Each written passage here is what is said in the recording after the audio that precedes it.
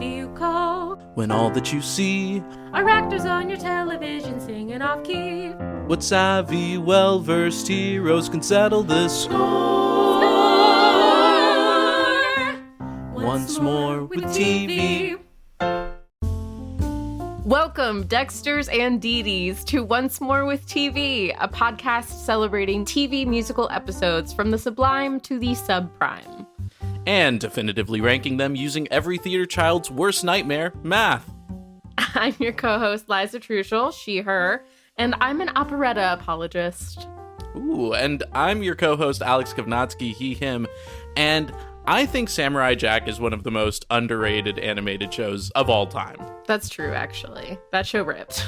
The show is so good. The newest season is also really good. Everybody should watch it. I haven't watched the newest season. It's crazy. It's crazy on so many levels. They really make it a point to be like, this is adult now, in a lot of funny ways, and it's beautiful. It's just like, you know, just watch it, zone out, just look at the beautiful images, but also it's a really good story. I love it.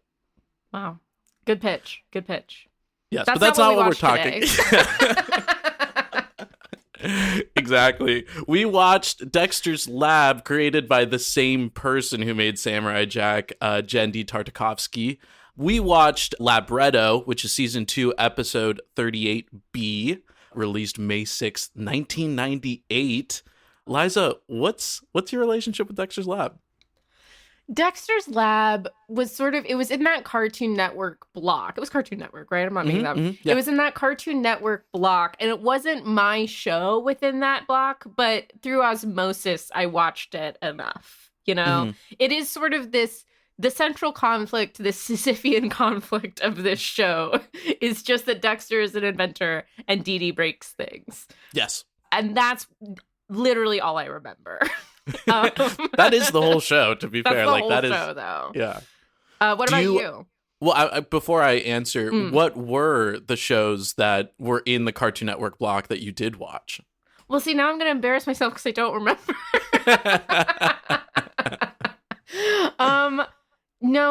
There was, oh my God, what was it called? Like Jenny the Teenage Robot. Oh, My Life as a Teenage Robot? My Life as a Teenage Robot. Yeah. I love that. Might have been Nickelodeon. Nickelodeon. Yeah, it might have been Nickelodeon. That's okay. You could have been a Nick girly. Okay, so the other thing you have to know about me, this is lore we're going to unlock, is that my dad, when we were like, my dad's struggling post-divorce to parent his children when he works a full-time job and we get home multiple hours before him.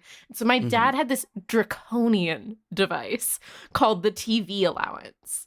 And the TV allowance was a pin pad that hooked up to the TV, and each child had a pin that they would have to put in. Wow. And that's how you could turn the TV on. And we only had 4 hours a week each. Oh, wow. I know. And then my dad had an unlimited pin that he would not tell anyone. Wait, what did you spend your 4 hours on? Consistently, Crocodile Hunter and Lizzie McGuire. Oh my God. Goated picks. That's awesome. Exactly, right? Like, I wasn't wrong, but the thing is like, when I would watch like these things like Cartoon Network blocks, that was not a leisurely home activity for me. That was scary because I'm wasting precious minutes scanning that I could not just like, if I wasted a minute scanning, I might not get the last minute of Lizzie McGuire because the TV will turn off at 4 hours. That's crazy. So I would only ever watch this kind of block of television at a friend's house. So it's more like what were their shows that I was like piggybacking onto. Right? Wait, sorry, I have so many questions. Did you and your brothers like get together and be like, okay, we're gonna combine? Oh, strategize for sure. Yeah. Good, for sure. Good, Everybody good loves Crocodile Hunter, so that was a win. Right? Because that was great TV. But we would strategize together. There were some important ones. My dad was home for most of the primetime shit, so like he would make sure that we all got to watch American Idol and we all got to watch the Seahawks game and stuff like that. But yeah, there was definitely negotiating, strategizing. I will let you use 2 hours to watch my mom. I think my mom's dating a vampire if you give me an hour. to watch like AFV later. Like Incredible. Yeah, this was a constant negotiation in my home for many years. Yeah. Okay, cool. How long did that last for? I don't know. I sort of trauma blocked a lot of Sure. it. Because this is deeply traumatic for me, a television-based individual. Yeah. It's funny how that happens. Like, I grew up not being allowed to have any video games, and now I love video games. I obsess over it because I didn't get to have it as a kid. Dude, truly. It's like reclaiming our childhood.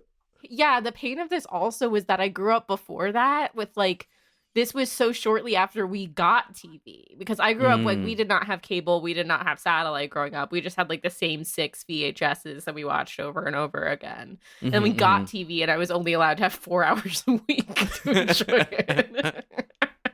Not to go on that old people rant, but kids these days do not know what it's like to like have a DVD that you watch a million times. I wish I was an iPad kid, you little freaks. They don't know. My relationship with Dexter's Lab, I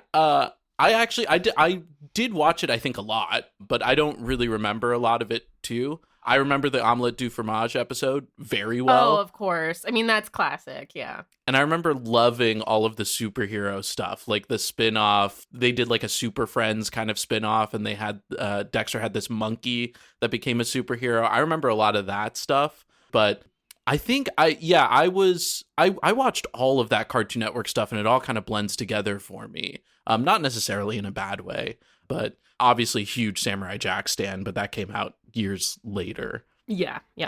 It was interesting doing research for this because I learned so much about Dexter's Lab. The first thing is that, Jendi wrote it as a short film while he was at CalArts, and it was showcased to the producers of Batman the Animated Series, and they loved it. And so he worked on Batman a little bit, and that's kind of how he got his start. But later on, there was like a whole show called World Premiere Toons, which was later called What a Cartoon, and then I think also had a bunch of other spin-off names. But it was a show where they basically just got a bunch of young animators together and said, hey, we're just going to put one of your episodes in each episode was like 3 episodes, and they were each 7 minutes, and they were all from different shows. And that launched a fuck ton of shows from this. Yeah, what a fantastic idea. Johnny Bravo, Powerpuff Girls, Cow and Chicken, Courage the Cowardly Dog. Course. All of them Courage came the Cowardly from this. Dog, it's still the scariest thing I've ever watched. So it's crazy. That was also nominated. Courage the Cowardly Dog's pilot was nominated for an Oscar, I think, for Best Animated Short. Dude, it's scary as fuck. It's really good. So good. That was one that, like, my brother watched that, so I did watch a lot of Courage the Cowardly Dog. Wyatt used his TV allowance for that, yeah. That makes sense. That sounds right. But Dexter's Lab was the most popular one. It was the first episode they dropped was Powerpuff Girls, Dexter, and Yucky Ducky. I don't know what that is. Rip. But Dexter's Lab was like they had fans like voting for which one they wanted to see more of. And Dexter's Lab won that vote and was the first to spin off, and then Powerpuff Girls after it, and so on and so forth.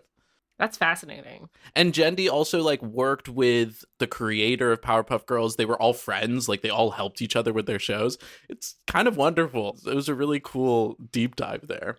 Wow. The utopia of the mid-90s. Exactly. Anyway, getting on to this episode, to give you a quick little IMDb description. And when I mean quick little, I really mean quick little. Through opera, we see Dexter's origins leading up to the creation of his laboratory. Great. That's exactly the whole thing. What this episode was. That's exactly. It's 10 minutes and 53 seconds long. Yeah, so another super short episode. We've done short episodes before. Off rip, what are your takes on this, Liza? Here's the thing. I forgot how funny it is that Dexter has a thick, like, pseudo-German accent. Because that's fucking funny. Yeah. This show is American. It takes place in an American home. This baby, as we watch from birth, has an extremely strong, like, weird, gooey German accent. And it is hilarious, actually. There's an interesting deep dive on this that I took in addition to all of my research, that apparently there is like kind of not a consensus on whether or not it's an accent or if Dexter is putting an affectation on to be smarter, right? Because, like, you know, like an Albert Einstein thing, yeah. exactly. Jendi even says, like, all scientists have foreign accents, right? His is, like, vaguely Eastern European, but, like, is it German? Is it French? Is it Russian? Not quite sure. It's intentionally just, like, weird. It's silly. What was also so funny and was probably a mistake was immediately before this, apropos of nothing, I was listening to a very long-form Werner Herzog interview. Because I love Werner Herzog, but it put me into a very strange headspace. And then I watched a German baby be a maniac, and I was like, I don't know what's going on here. You know what's funny is apparently, so they switched voice actors a lot for this show, but Christine Cavanaugh was the original one who created the accent and everything. And when the next person, I think her name is Candy Milo, came on to do Dexter, she had like a really hard time finding the accent until she met Jendi and was like, oh, some of this accent is your accent. I got it now. But I thought that was a funny touch. Jendi's also, he's Russian. He's a Russian immigrant. So I think there's probably a lot of influence there too, because he had an accent growing up, et cetera, et cetera. But you're right. It is so strange that he has an accent, something I never really thought of, but he famously says never laboratory. Never as a child that was funny, and then as an adult, that's extremely funny. Especially because his parents and his sister are so American. I would say aggressively. Yeah. I would say in a way that is almost violent to watch. Yes, 100%. 100%. This whole episode is basically sung through. It's like literally a little operetta. What did you think about that as a choice? I think it's a funny choice. I love it. Like I said, I've always been a fan of a little bit of an operetta. Like, I don't know. I think that might be a pretension left over from high school when I learned the word operetta before the other kids in my drama class did. And I was like, well, actually, it's an operetta because it's sung through. So, like, that might be my entire affinity towards them. I don't know. But as a choice, I think it's when you only have this really limited amount of time and you want to get like maximum comedy out of it, I appreciate the choice to just sing through everything. 100%. That was exactly going to be my take too. It's an incredibly efficient choice to have it sung through and have music playing throughout the whole thing too. When did you realize that they were going for like this kind of thing in the episode itself? Honestly, beat one, which I give them credit for, because it was really like that narrator coming in and being like, this is the story of Dexter and Dee Dee. And then we immediately have a style of animation that is very like evocative of a stage show. Like even for animation, it becomes very two-dimensional. And we have, you know, sets pulling apart to reveal a set behind and stuff like that. So I think they make it really clear immediately that this is what they're going to go for. Yeah, it's interesting that it's really staged, like the screen is a stage. Yeah. And everybody's, you know, cheating out and doing all that It's very set stuff. in a proscenium. Yes, like, 100%. Which is a really, it's a very fun and tricky thing to do with animation, but also in some ways, the static nature of the sets, I'm sure, made it easier when you're dealing with a very complicated episode logistically with all of the singing and all of the music and stuff like that. You get to not worry too much about a ton of dynamic animation. Yeah, absolutely. The reason why I ask is because I was kind of struck by how clear it was.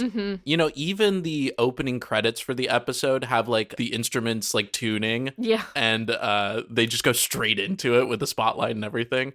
It's really cool. I like that choice a lot. Yeah, I thought it was really entertaining. How did you feel about, I guess our sort of like opening is Dexter's birth, right? What were you thinking?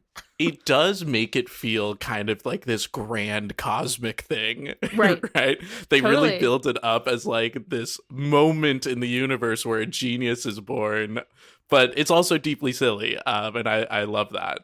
It was interesting to think of like what this episode was going to do at all plot-wise, but it really is just a synopsis of how Dexter was born and ended up getting this dynamic with Dee Dee. Yep. So it makes sense that they like spend a lot of time like really building up the birth part of it. I will say Lama's opera was really funny to me. His mother breathing in time with the music was really good. I think that's kind of also like that's just a good opera joke. I love a good opera joke. 100%. For some reason, it was reminding me of Kristen Chenoweth's Glitter and Be Gay, where she cries to opera. And I was like, wow, I love that. That was a really great choice. I will say I was like, I understand the comedy of it, right? That like these characters, especially like mom and dad, always wear the same thing all the time. That is like, it's a cartoon, right? Like you only have one costume. Her wearing dishwashing gloves in... I found it upsetting. I'm sorry. I did not like it. I did not care for it one fucking bit. Yeah. I actually didn't even think about it. They have the, they clearly changed her hair for this. They could have given her not gloves, right? Yeah, it's very like, she is always in the show wearing, it's highly gendered, this family, like aggressively gendered, this family. So dad is always wearing his tie and his like button up and stuff like that. And mom is always wearing like dishwashing gloves and an apron. And it's just wild to see someone wearing dishwashing gloves in a birthing suite. I just found it really profoundly, I don't know. It really threw me. Again, I should not have listened to Werner Herzog before this happened because I went down a whole spiral about gender. Then there are all of these like uniformed men around her. Yep. Well, I think so. I need to watch more Dexter's Lab before I really say this, but my understanding of Dexter's Lab is that he is a little boy who doesn't really fit in the world, and everybody does really fit into their roles. Like, I think we're supposed to really feel that Dexter's an outcast who's struggling with that. Absolutely, yeah. Yeah, so I wonder if that, like, gender conformity is a part of that. But yeah, I wonder too, yeah. And, like, also if I remember, it might, I would have to watch another episode. I think it might also be, though, that, like, mom's smart and dad's a doofus. I think that might be part of it. I can't remember. But yeah, dad is so worried about the gender of his kid, which is funny because he's walking around wearing red flags at the same time, which made me laugh. Well, I think so. They definitely play the USC fight song when he has a son. Is that it? Yeah, What? He does. Oh my God. Is the USC fight song. And so I think those red flags are him waving that. I don't know. To me, it was just a red flag about somebody who's too worried about the gender. Hey, listen, it could be both. Could be both. Could be both. It's convenient when a man brings his own red flags to an event. Exactly. I thought the singing was really great. Yeah, I thought everybody really sounded fun. awesome. Yeah. I had a hard time finding out who was singing, like in my research. So I think all of the voice actors just sang their own stuff. Damn, that's impressive. Yeah. The opening theme song and the ending theme song also has opera voice in it. That is Antonio Castagnola. Hopefully I pronounced that right. He also does the voices of the doctors and the narrator in this. So I was able to piece together that. And also, fun fact, the very end credits starts with, like, some narration before the singing starts. That, I'm almost positive, I couldn't confirm this, but I'm almost positive that that's Mako, the voice of Aku and Uncle Iroh in Avatar. Yeah. Pretty sure about that. Someone find out and correct me. But this opera singer does a bunch of like score and opera singing for a bunch of TV shows. So I'm pretty sure he did the voices for the doctor and the narrator, but no one else. I think the voice actors did that. That's great. Pretty impressive. No, it's very impressive. This is not easy music that they've been given. Yeah, I thought it was really fun. I will say, like, the only problem sometimes is that Dexter, sometimes I'm like, what are you saying? Like, that accent is so thick. It's viscous. It's like really, and eventually every once in a while I'm like, I lost that line. That's okay. 100%. Yeah, I think Dexter is easily the worst singer in this, but in a way that kind of works, right? His thick accent really works for me because I think it, like, to me, it really plays into Dexter's extreme ego. That he can sort of just like sing up next to these people and see nothing wrong with how much worse he is than everybody else at it. Exactly.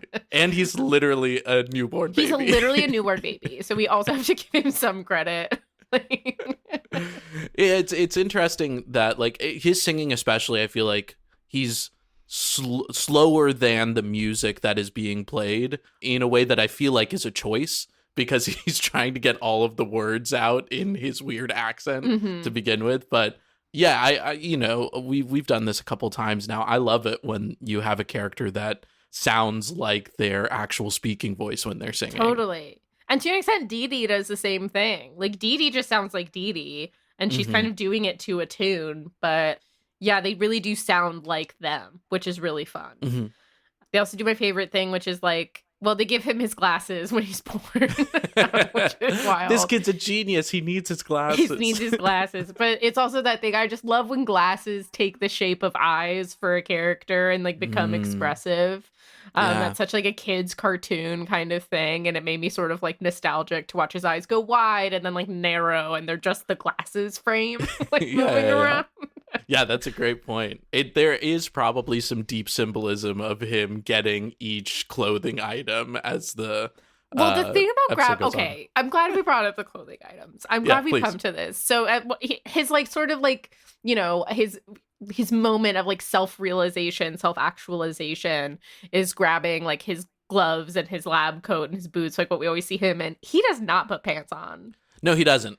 He doesn't. Does he ever wear pants? I think there are multiple episodes where it's canon he's just wearing underwear under his lab coat. Really? But my question is like, is it a diaper or is it underwear?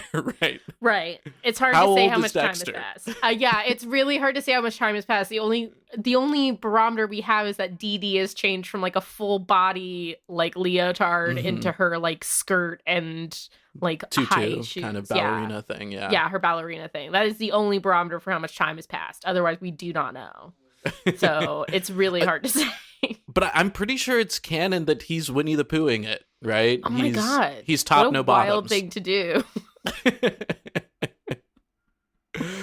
Oh man, I wish I had the actual credit to shout this out with, but there is a TikTok of somebody talking about the different combinations of shirt no pants and pants no shirt characters and how some of them are baffling. I'll have to find that and link it in the chat or something. Yeah, seriously. But yeah, what did you think about the choreo of this? There's not like a ton. Like for large sections of it, it's really just Dexter and Dee Dee going back and forth in this, like, you know, he's going to make a little invention, she's going to come break it. There's not a ton of choreo. The characters do move in a very emotive way. You know, Dexter's constantly prostrating himself and constantly like throwing his arms up in frustration. But there wasn't a ton of choreo. The doctors sort of have some. Yeah. It's really like the doctors in transition, like doing the kind of, you had a phrase for this before, but like the ballet running kind of thing. Yeah, ballet running. Yeah. There's my a bit of favorite that. form of running. I love ballet running. Better than any other running for sure. That makes sense. I would love if more people ballet ran like outside all the time. Like, I would get into running if you were ballet running the whole time. It's so adjacent to like Naruto running, you know, like it's very close. The two genders, ballet that's running it. and Naruto running. We solved it. Those are the two genders. Those are the two genders. But yeah, it doesn't feel like there was a lot of choreo at all. It feels like more like staging, and it does feel like staging more than anything else. Yeah. Which is kind of interesting. Back to the kind of the theater of it all. But for me, this episode does get repetitive, right? They're kind of just doing the same thing in the middle of it towards the end. But I guess that's also the show. It is a bit. It does feel, so we've got like sort of a comedy comes in threes thing where we like, he builds 3 different inventions in 3 different places and Dee Dee comes and breaks them. But then she does it like a 4th time. And it just takes a long time, I think. Because it's sung and because like we get the same little singing back and forth about like, here is my invention. She's like, hello, I'm going here to destroy it. I don't remember what was said, obviously. But it did get repetitive, actually. And because it's the same melodic lines, too. It's the same melodic line each time. And it's not a particularly fast line. Mm-hmm. I feel like we could have gotten through that a little bit quicker. Yeah, where he says something like, there's nothing, it's only just air. That It's Only Just Air is shorter than the meter for that. And they syncopate it fine and it works. But it stuck out to me every single time because I heard it 3 times. And it started bothering me by the second or third time. But I think that's just a personal note. What do you think about the ending of this episode? It's really odd. So the ending is just Dexter under a spot being like, this is my reality. I'm forced to live in this torture. It's like really dark. I don't know. Yeah, how really did that connect with strange. your Werner Herzog? That was an issue after just like listening to Werner Herzog and his like weird little voice say futility like over and over. It was like the only thing ringing through my mind. Yeah, is this like a tragedy? Is that what we're watching? According to Dexter, yes. I mean, I think that's kind of what we're supposed to get out of it. Is like, according to Dexter, his life is a tragedy because he's like so wronged by the universe. Like, he would be saving the world if Dee Dee was not constantly like pressing buttons. Yeah, exactly. So yeah, it's a really odd ending to this. It's very subdued. It's kind of dark. I don't know how it sat with me. It's interesting too, just because apparently every episode ends with the end on the screen, and this is the only episode that doesn't do that. Really? Yeah, which feels darker somehow. Yeah. Like I guess because unending. it's the beginning.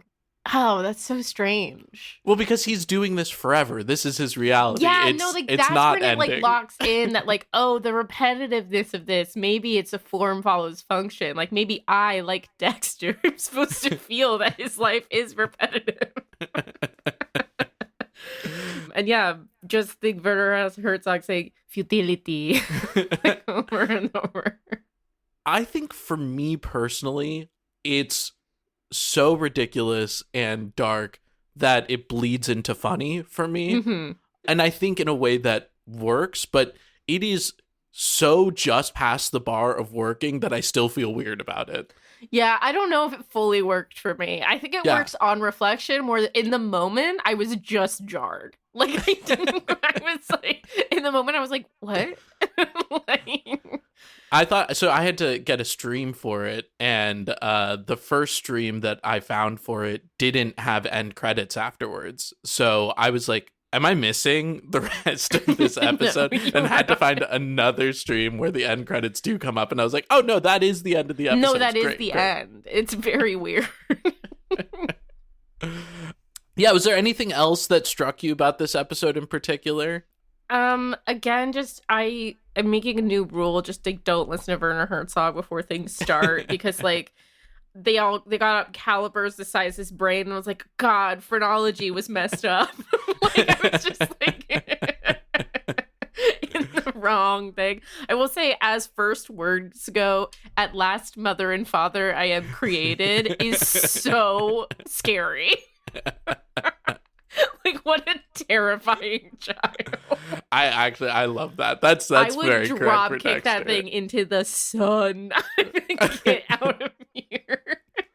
I have a friend of a friend, and this is a rumor. I don't know if this is true, but apparently as a kid, they didn't say anything at all. And then on one of her like first birthdays, like I think it was like her third birthday or something like that, she goes up to her mom and says, I know everything and you know nothing. And those were her first words. That'd be so fucking funny. That kid so you keep metal. forever. That's really Exactly. metal. I fucking love that. Yeah, I mean, there's not much more to say about this. It's such a short episode. I really liked the universe set that they had. I thought that was crazy. I will say Dexter in the Sun, unfortunately, reminded me of Charlie in the Sun. That's very funny. I also liked that they played Dexter's theme when he's born, after he's born, and they bring him back to his home. And I think they do it again at a later point when he builds that super suit or builds his lab. One of those, they like play the like end of his theme song in the score. And I thought that was pretty cool. That's a good touch. Yeah, I'm pretty sure the whole music was written by the people who made the score generally for Dexter's Lab. Nice. These two guys, Tom Chase and Steve Rucker. It was hard to find any specific information on the construction of the music or who sings it or anything, but it seems like they just did the whole thing, and they've done a bunch of other work too, which, incredible. Shout out them. Yeah. On that note, I mean, should we score this thing? Yeah, I think let's score it. Starting out, as always, with our general vibe. That is our enjoyment level. How did it age? Is it problematic? Is it good? What are your thoughts? I think we both had a good time. I think that's clear. I think we both also complained that it was a little repetitive, which is like, you only had 11 minutes and I already feel that it's long. That's not great. So overall, I had a good time. I giggled. I thought it was really weird and wacky, and I think I just really appreciated that. But it's not super high for me. Yeah, I think I'm about the same. I was thinking about a 7 because I liked it. I don't feel very passionate about it. Yes, I think that's exactly right. Music. Obviously, this is all sung through. This is all original music. We're thinking about how it's arranged. We think about the chords, melodies, motifs, all that kind of stuff. What do you think music-wise? Honestly, to me, this is probably where this episode's strongest. It was really well scored. It felt like it felt like a little mini opera, which is the order of the day. And I think you pointed out some really great things about those, like interspersed USC fight song, which I missed, but also the Dexter's Lab theme. And I think like bringing it into the world was really fun. So yeah, to me, the music was really pretty stellar. Yeah, it was pretty impressive. I wasn't expecting that. No, not at all. Yeah. And I think also the fact that music was playing basically the whole episode, and you can sit back and not really even notice that, I think is a credit to how seamless it was. Totally agree. For me, I think the music's a 10. I think I have no bad notes. I don't have any notes. There was no point where I felt that it was jarring or taking away from something that was happening. All right, lyrics, obviously related to music. This is the rhyme scheme. This is slant/perfect rhymes. How does it fit the characters? This is an interesting one. I didn't really listen that hard to the lyrics. And like you were saying, there were some times when it was hard to even understand the lyrics. Totally. But operas and operettas always throw me off a little bit because they don't have the same kind of musical theater rhyming usually. No, they don't. We're just kind of just singing words. But yeah, I'm curious what your take was on that. Yeah, I'm trying to think here. I'm trying to think if there were any like lyrical moments I like really appreciated. Well, you mentioned that there is a time when they go out of meter, which is a little, and I will say that entire stretch could have been made more interesting by lyrics that varied every time we came back, but because it just straight up repeated, that became repetitive. If that had escalated, I think that whole sequence could have been more interesting. I think that to their credit, the characters I think do sing in like they do have distinct like ways they speak. That's obviously true. Dexter like has his own way, but like Dee Dee sounds different than Mom, sounds different from Dad, sounds different than the Doctor. There was a good joke. Your brain is twice the size of Norm, and Norm's the biggest guy I know. Yeah. Actually, yeah, that's a great pick out. That was a really great gag. That was a very like airplane style joke to me. Like that really got me. Totally. So yeah, it was. I don't know. They didn't ever blow me away, and I think there were missed opportunities. But I think overall the lyrics were fine. That's a good point that the lyrics are very much in the character's voice. Like Dee Dee's always saying, "Ooh, what does this button do?" And, I think that's clever to have her catchphrase in the song. And also I think it's clever that the first button she presses is his belly button. I thought that was actually a really clever joke. That starts before inventions. That's just Dee Dee likes buttons. Well, yeah, she's literally pushing his buttons, right? Yeah, like exactly. that's her whole thing. So yeah, I think generally positive. I think maybe like a 6 or 7. Yeah, I think 7. I think they're above passing. All right, next we have dancing. We talked about this a little bit. Choreo, difficulty, execution. We've talked about this before in other animated episodes. It always feels like a missed opportunity when an animated episode doesn't go big on choreo because you don't have to worry about the ability of your actors. So might as well make like it better. physics. Yeah, or physics, right? Yeah. Don't have to deal with pesky gravity. Yeah, none of that shit. Yeah, and there's really not much here. I mean, there's like small moments with the Doctor, but as we've said, it's really more of a blocking choice than it is a dancing choice. To be fair, I'll throw this out there. To be fair, operas don't typically have a lot of choreo. Yeah. Because everybody's using their entire lung capacity to do something different. Yeah. Actually, it is worth mentioning, because I realized we didn't talk about it, is Dee Dee does do ballerina movements every time she's talking, but that's also something she just does in the show. Yeah, that's right? just her setting. Yeah. Yeah. So I think they probably could have done more with that, honestly. But I get that Dee Dee's not the main character of this episode. So maybe, that's part of it. But yeah, feels like more missed opportunities than anything else for me. It's not bad, but there's more potential there. Yeah, I'm thinking like a 3 or a 4. It's not 0, but that's right to me. Maybe a 3.5. I was in between. Oh, we those numbers love too. a half number. Wait until we get into quarter numbers. It'll happen one day. We will, and that sucks. Okay, next we've got performance. So the vocal performances, the acting performances, the difficulty of the lines, all that kind of stuff.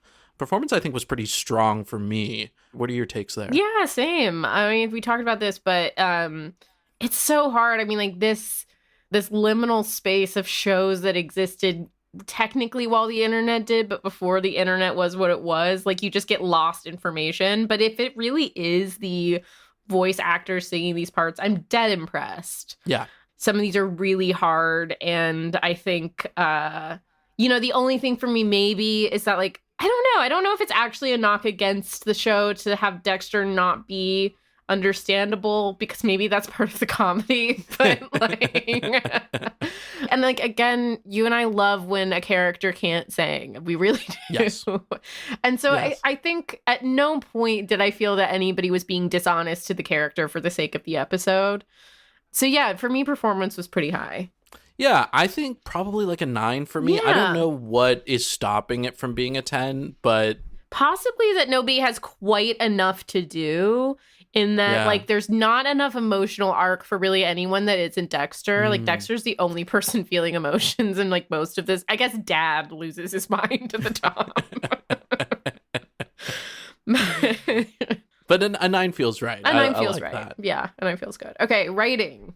So this is dialogue, the pacing, the structure, the script quality. I mean, like most of it's all lyrics too, which makes this like slightly complicated to separate. But overall, the arc of the episode, again, I feel like this suffers in that the arc of the episode is just that we hit, I don't know. I mean, just the point of this is that it's Sisyphean, right? Like, yes. And so maybe it should feel Yeah, actually, when you think about the ending in context, right? Yeah. You do need to have repetition and kind of the futility of it all. Yeah, you need to understand that Dexter's I don't know. And Dexter lives a fundamentally hopeless existence. I think it's good. I think that's good writing. I think it's a choice. I think it's a big swing, and I like rewarding swings. I think they're trying to do something. I think where I'm going to take away a little bit from writing is that could have been clearer. I think you could go like, I think you can make that ending even more off-putting, and then it's funnier. Like, I think, like we said, it sits a little bit on a fence, and if they had just gone the slightest bit further with it, and again, if that section had escalation and like we could see Dexter getting more and more hopeless as time went on, I think you really could have brought that message through if that's really what they're going for. Yeah. So that's where I'll knock it a little bit, is I think we could have dialed that up just a couple notches. Yeah, I think that's right. So we're thinking like a 7? A 7 seems maybe a little too high potentially, but what are your thoughts? Yeah, I think let's give it a 6.5. Let's give it those 0.5s. Let's even it out. Okay, direction. Blocking, framing, editing. This is actually where I think this is strongest. Yeah. Besides music. That choice to put this in the proscenium was really strong and read from moment one. Yeah, they really keep it consistent. Like you feel like every transition to another scene doesn't feel like a camera transition. It feels like a stage transition. Mm-hmm. Let's pull back the set and, have the scene in the background. Okay, let's bring the set back in and have a scene in the foreground. Yeah, let's like wheel the crib in, right? Like it feels exactly. very like I really liked that a lot. And they do that with the lighting too. Like they have spotlights and stuff like that. And I think that read really well. Yeah. I could give this a 9 or a 10 too. I think this is pretty strong. Yeah, let's give it a 9. All right. Commitment. I mean, like how much they commit to the concept of a musical, I would say pretty hard. Yes. Original music. It's sung through. They've gone for not only like a musical, but an opera, which is a whole choice. And I'd say at minimum, there's 6 or 7 songs in it, right? Like there's 6 or 7 different melodic themes. Yeah. So I don't know how these old animated shows do it with these like very short run times and very large amount of musical numbers. I don't know. It's very impressive. It's very impressive. Yeah. I mean, I don't think there's anywhere I can knock the commitment. I feel like it's a 10. I mean, are you? Yeah. I think that's right. I think they commit fully. Yeah. All right. And then the stakes. Oof. So it is an episode that I think probably breaks form for Dexter in a lot of ways, right? I don't think we ever get an origin story for Dexter until this episode. And I don't know if other episodes end as tragically as this one, right? I don't think so. Like it introduces the stake that Dexter is in hell, that he is perpetually tortured. It's like a crazy thing to introduce in a television show. Because I know when we talk about stakes, it's always hard for these kinds of TV shows, but another way we frame it is like, if somebody's watching Dexter, can they skip this episode?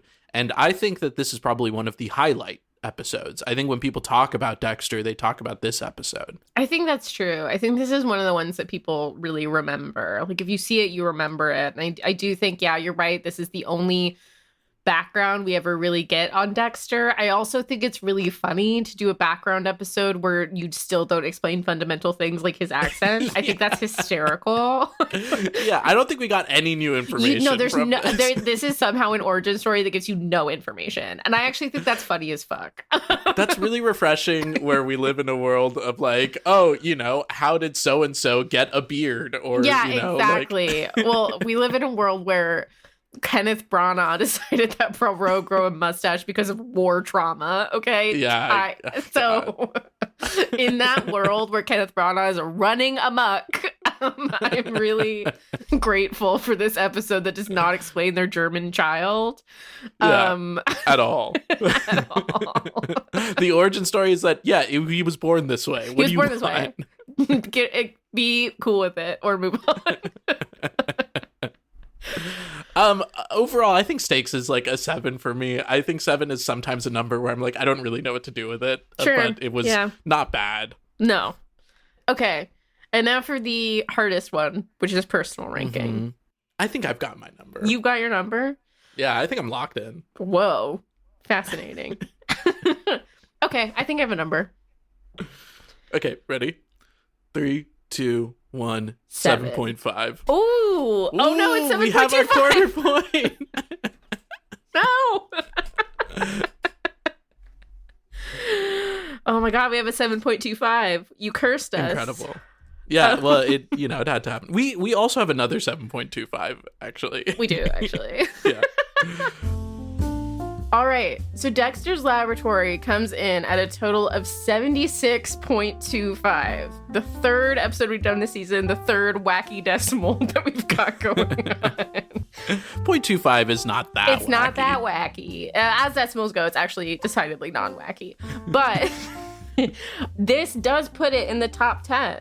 So many shakeups so far. Absolutely wild. So we're at number 9. We've come in just below Duet, The Flash, which is at 77.5, and just above Futurama, The Devil's Hands Are Idle Playthings, which is at 75. Right in the center of those, actually. Center of those. Dead center. And it's crazy too because it feels like the 60s were really close. Now the 70-point ones are really close. Yeah, the top 75 through 80 is absolutely splitting hairs. Well, we'll see if the next one splits hairs. Next week, we'll see you once more with season 3, episode 16 of Riverdale, entitled Big Fun. Oh, imagine if a girl had split ends on that show. The drama. All right, you can find that episode on Netflix. Thank you to Olivia Braslovsky, our angelic audio architect, and to Sakana Powell, our magnificent marketing maven. If you like the show, please be sure to rate and review us. And if you don't, keep it to yourself. You can find us on Instagram at Once More with TV or contact us using the information in the show notes. And Scene. scene.